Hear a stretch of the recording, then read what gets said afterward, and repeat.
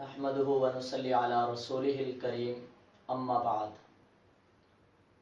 محترم ناظرین حضرات، انسان دو حالتوں سے کبھی خالی نہیں ہو سکتا۔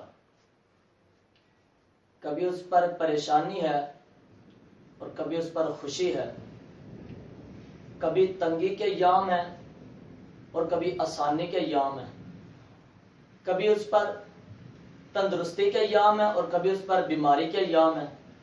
یعنی دو حالتوں میں سے کوئی ایک حالت انسان کی ضروری ہوگی۔ اور یاد رکھیں، تنگی کا آ جانا، مصیبت اور پریشانی کا آ جانا، یہ انسان کے لیے آسانی اور تندرستی کا راستہ مہیا کرتا ہے۔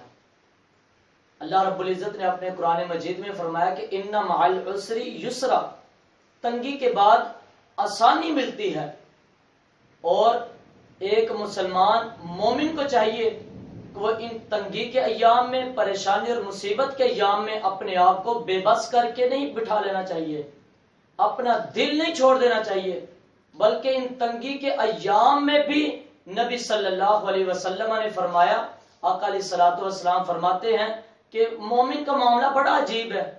جب اس کو پریشانی پہنچتی ہے، کوئی مصیبت پہنچتی ہے، تو وہ اس پر صبر کرتا ہے، صبر کر کے وہ اس پر اجر پا لیتا ہے۔ اور جب اس کو خوشی پہنچتی ہے، تندرستی پہنچتی ہے، کوئی نعمت مل جاتی ہے، تو اس پر وہ اللہ کا شکریہ ادا کر کے وہ پھر بھی اجر پا لیتا ہے۔ اس لیے اگر ہم اپنے آپ کو مومن کہلواتے ہیں، مسلمان کہلواتے ہیں، تو پھر ہمیں بھی چاہیے کہ یہ تنگی کے ایام جو ہیں، پریشانی کے ایام جو گزر رہے ہیں، ہمیں ان پر صبر کیجئے، اپنے آپ کو پابند کیجئے، تاکہ ہم بھی اس حدیث کے اوپر عمل کر سکیں۔ اور یاد رکھیں، آج ہم تنگی کو برداشت کریں گے تو ہم آسانی کو پا سکیں گے۔ رات کا اگر ہم اندھیرا برداشت کریں گے تو ہم دن کا اجالا حاصل کر سکیں گے۔ ہم طوفانوں کا مقابلہ کریں گے تو ہم اللہ کی رحمتوں کے بارش کے جو مستحق بن سکیں گے۔